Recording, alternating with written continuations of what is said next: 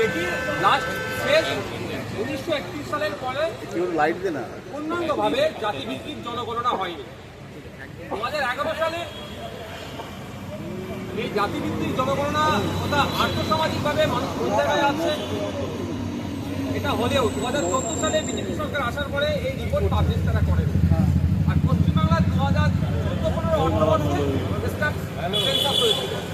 বর্তমান সময়ে পশ্চিমবাংলার এবং দেশের ক্ষেত্রে জাতিভিত্তিক জনগণনা অত্যন্ত জরুরি বলে মনে করছি। সেই জন্য পশ্চিমবাংলা সরকারের ভারপ্রাপ্ত মন্ত্রী মহাশয়ের কাছে আমি উল্লেখ করবে তাকে আবেদন রেখেছি যে অবিলম্বে জাতিভিত্তিক জনগণনা করা হবে।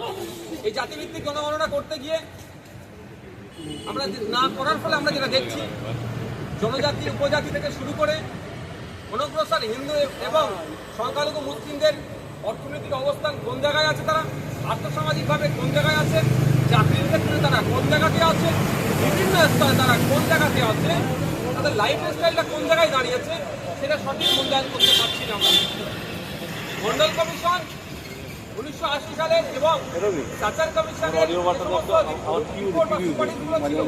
সবকটাই কিন্তু 1931 সালে এই জাতিভিত্তিক জনগণনাকে সামনে রেখে হয়ে গেছে।